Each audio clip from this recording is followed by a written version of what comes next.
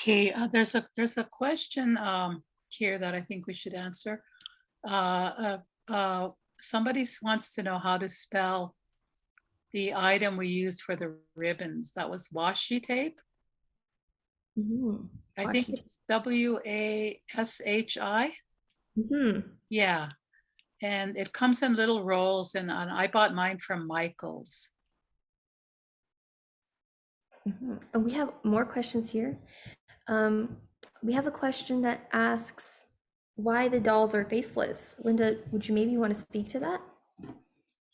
Okay, there's a story from the Oneida people that they believe that there's three uh, sisters, corn, beans, and squash. And the corn was so happy that they selected her to be a doll, and she wanted to be a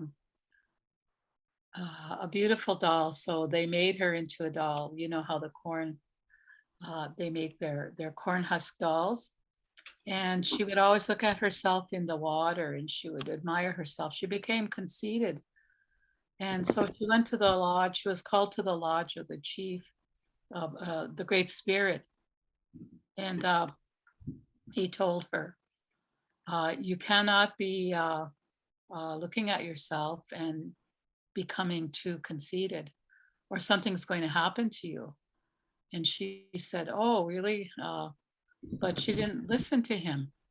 So then he then went and she went to play with the children again, and they were having fun, but she kept looking at herself in the water. She became conceited again. And he called her back, and before she went in, she looked in her at herself in the water again, and she thought, oh, I'm so beautiful. I'm so, I'm so lovely. And she was just admiring herself. And he called her in again, and he told her, don't be don't become conceited. You should be a humble person. I'm paraphrasing these words, by the way. You should be a humble person and not concentrate on how you look. Although you are very beautiful, you still, you cannot just be always admiring yourself in the mirror or in the water. And she just looked at him. And so on the way out, she looked at herself again. So this happened again, finally on the fourth time when he called her in. He said, you've been warned now. He said, so when you were out by my lodge, you looked at yourself again before you even came in. And he said, I'm sorry, but the consequences are in place. So when she left, she looked at herself and she had no face. So that's a story from the Oneida people. There's other people that believe that we're all equal in the eyes of God and our creator. And so we don't put faces, and other people believe that they don't want to put a spirit that might look like someone on the doll. So that's why they create faceless dolls. These links are provided to you in the directions on our Facebook page. And I got three sources. One was the story, the Oneida people. The second one was from the Amish people.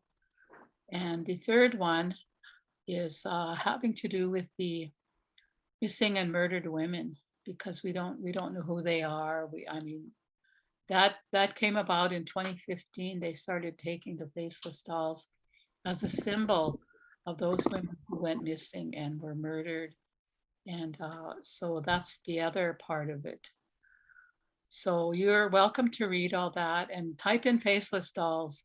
I also went up to Writing on Stone, or uh, to do an interview with Randy Bottle, and in their in their visitor center, they have a picture of a Blackfoot girl with a faceless doll, which I took a picture of it. We didn't include it in the slides, but it is on the directions there.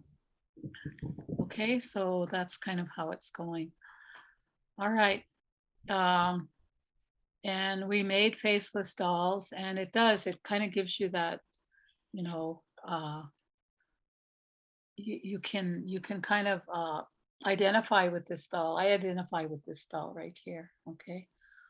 Our people, this doll actually had longer hair. Okay, I just want to talk a little bit about that when they were talking about the hair in the story. Our people sometimes will cut their hair when they're in mourning, and we've lost a lot of people. So this doll, I actually cut her hair shorter. It came way past here. Then I thought, no, she's a symbol of what we're going through, and we're going through a lot of mourning right now. So that's how it's going with our people, especially losing the children and finding them, especially the consequences of boarding school, residential school that's affecting a lot of people. But we have a way to heal, and we use our ceremonies for healing.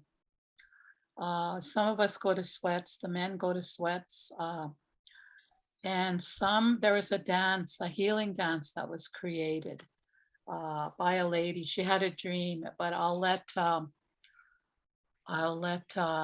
Marilyn talk about that, and her daughter is going to give us a dance for healing for all of us, and it's also an honor to honor those ones who passed on, or to honor the person that's ill or needs help getting through whatever they're going through.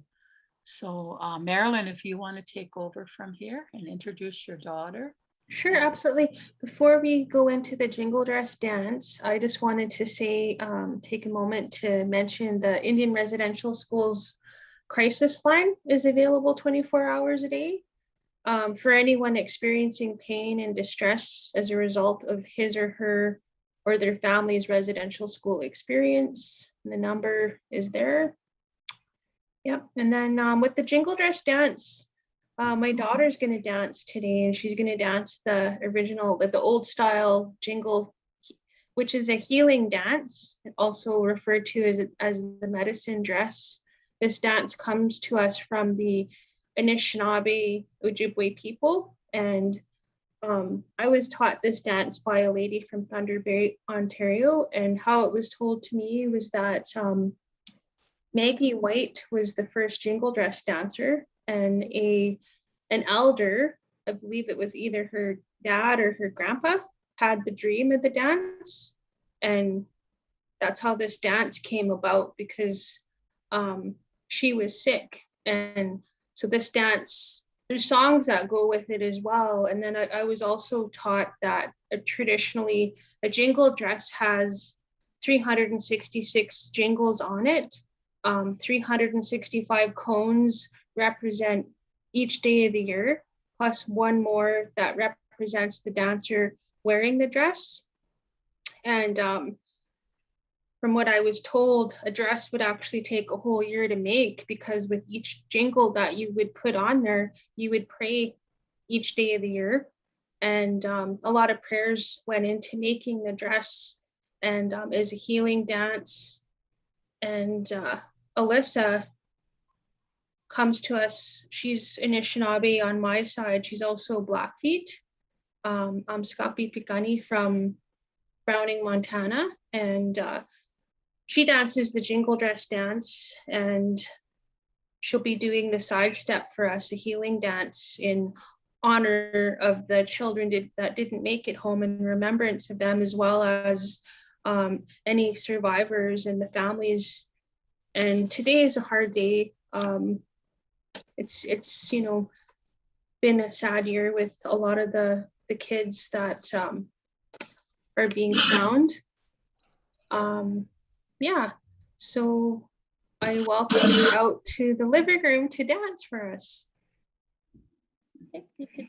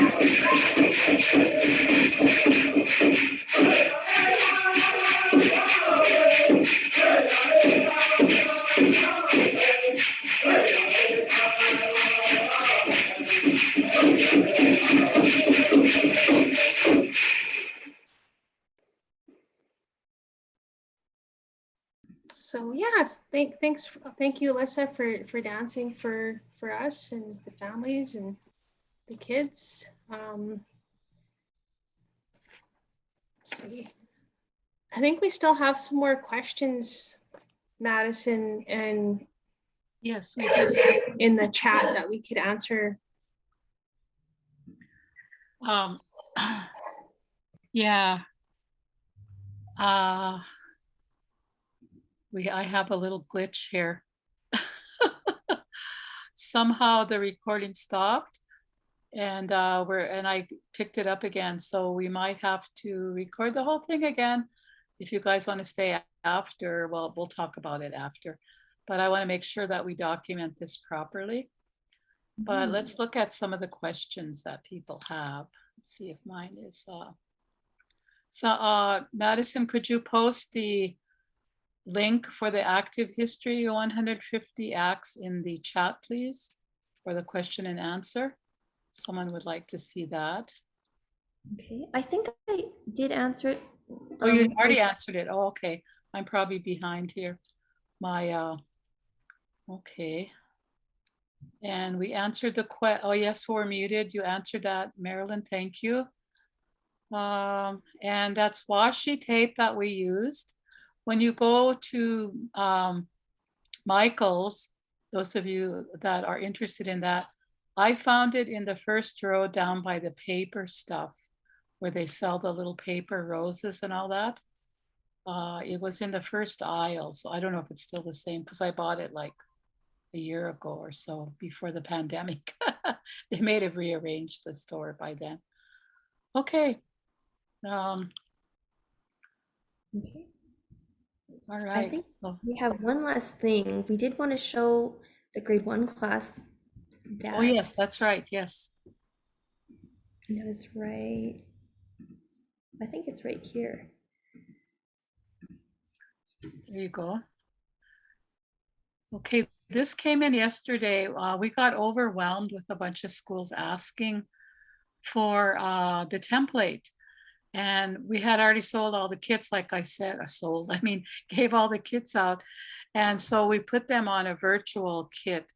And one of the schools graciously sent us theirs yesterday. And it's really nice. This is from General Stewart Elementary School. Michaela Klein's grade 1 class. So isn't that just a beautiful picture? And I can imagine that her kids are going to walk in every day and see that.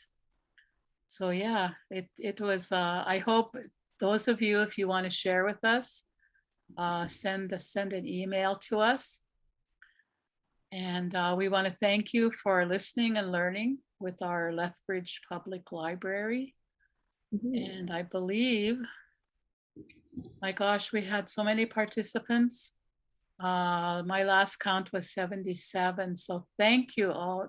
That's so, like Phyllis said, I am so heartfelt that people came in and listened to this, because it meant a lot to us to put this together. All of us put a lot of our hearts and our love into this. And it was just kind of a whim of the moment, and it really turned out nice. Okay, so if there's any more questions.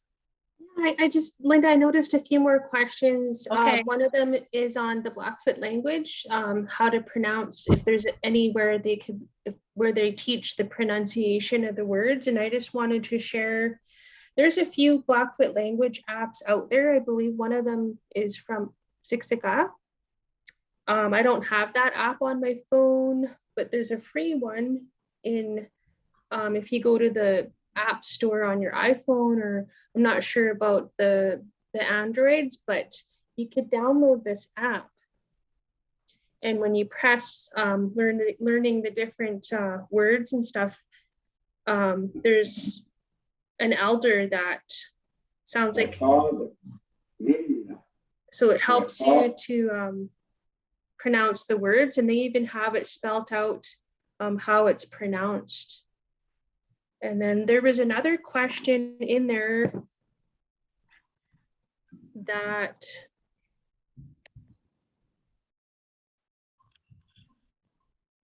about any events happening in Lethbridge today for Truth and Reconciliation Observation Day.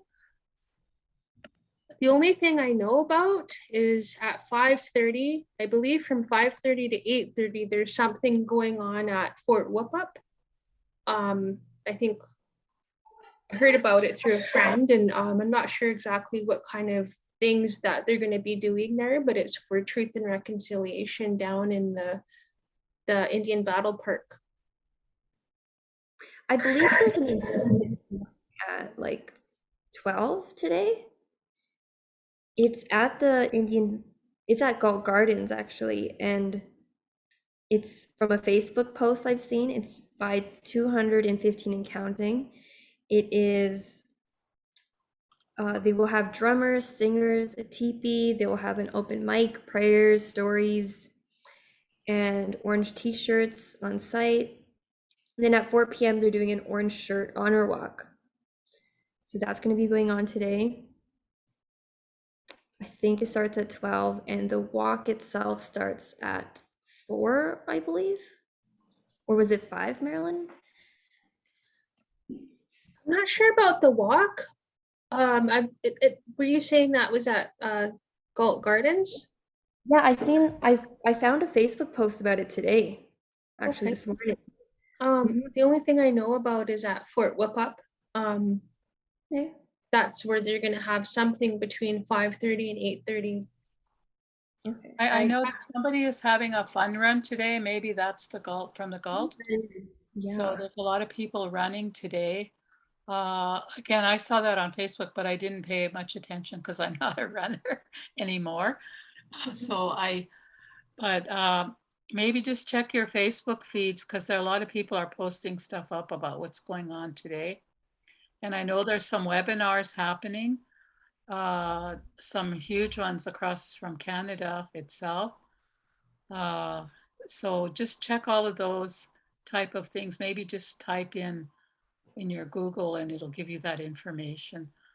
We have some answers Think to from, make any lists about what was actually happening in Lethbridge or anything. So yeah.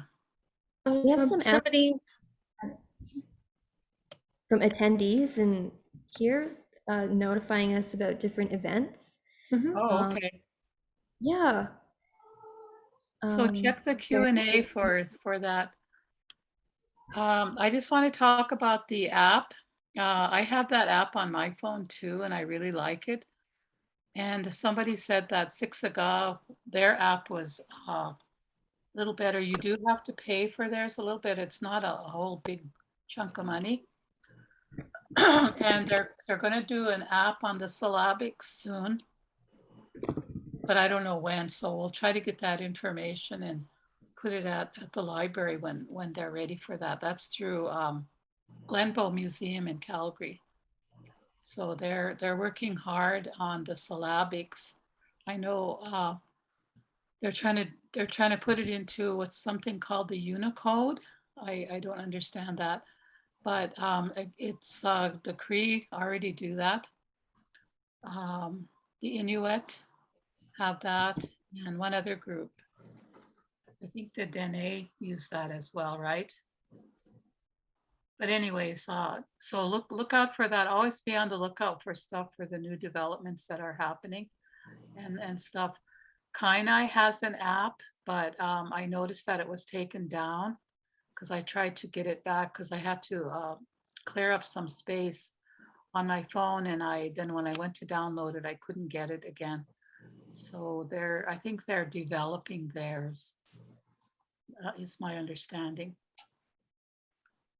Okay.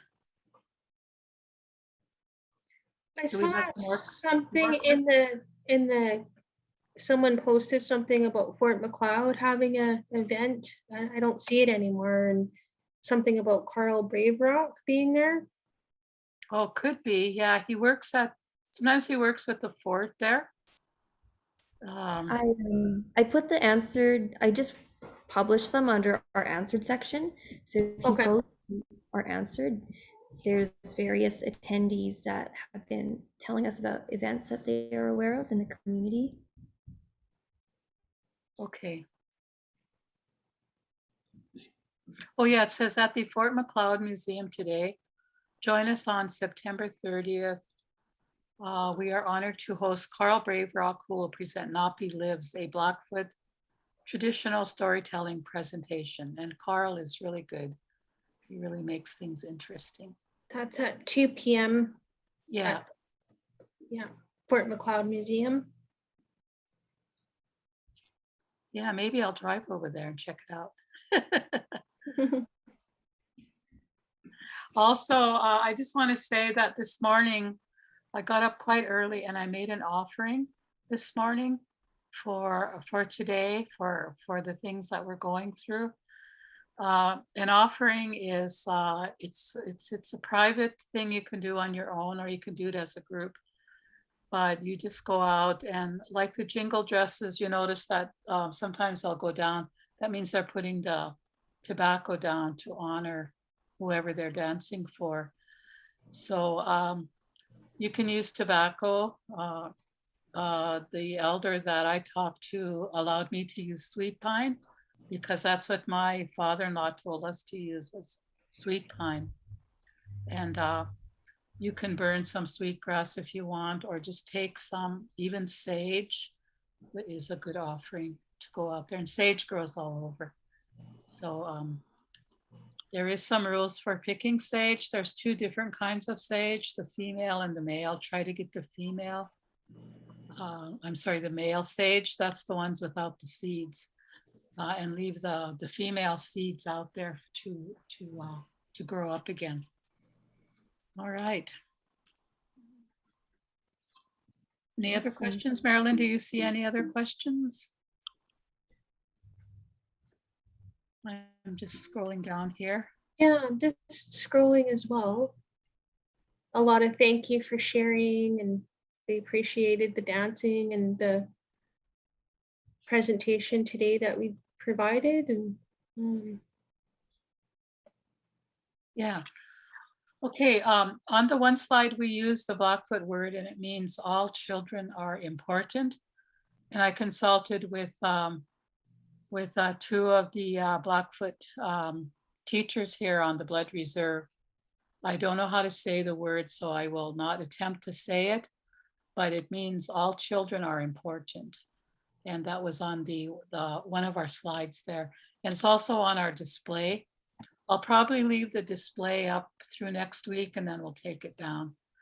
I'm going to put another one up about round dance using our paper dolls. I don't want them to just be uh, put away. So we're going to be working on that.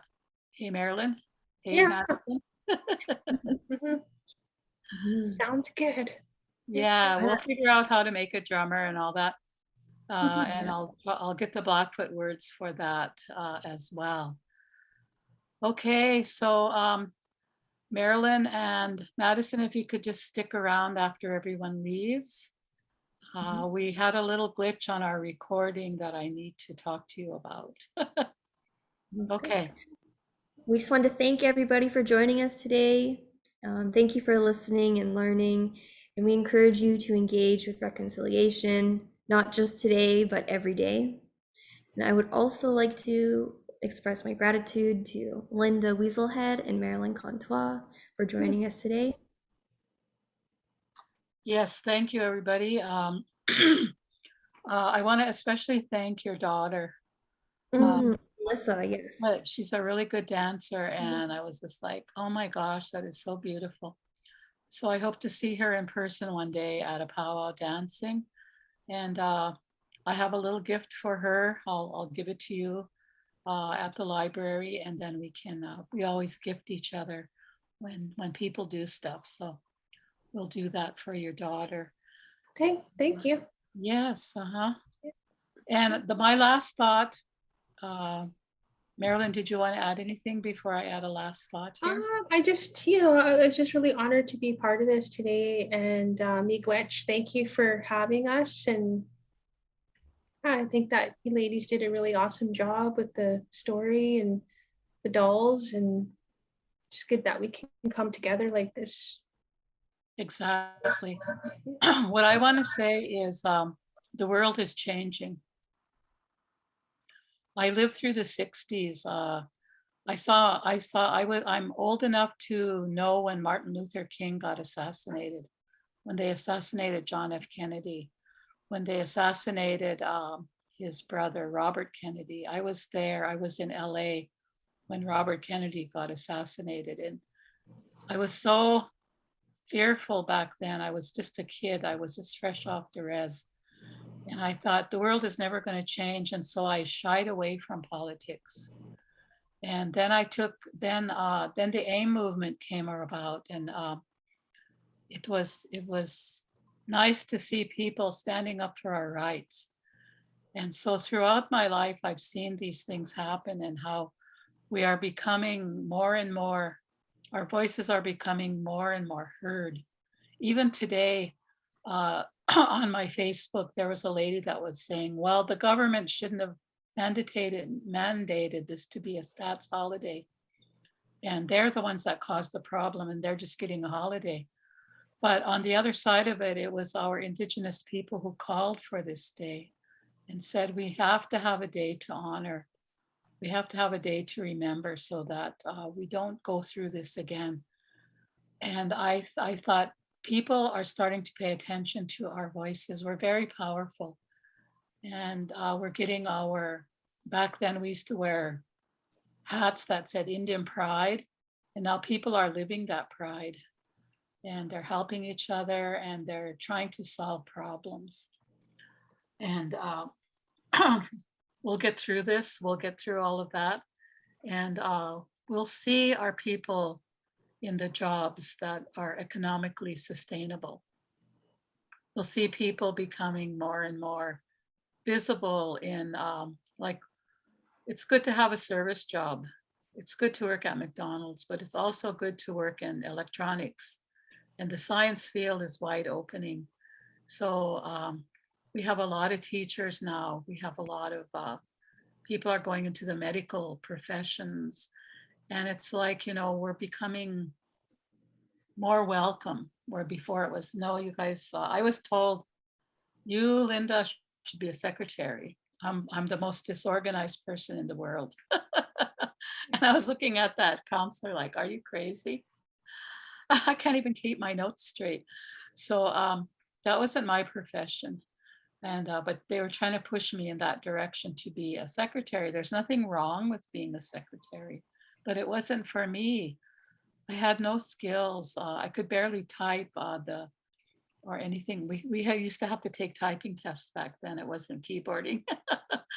And so I just want to say as a last thought that the world is changing, and look at the interest that just, making these paper dolls, and here she is again. Okay, everyone, has generated amongst people. And so I thank the participants. You've made my day. And that's all I want to say for today. And we'll see you later.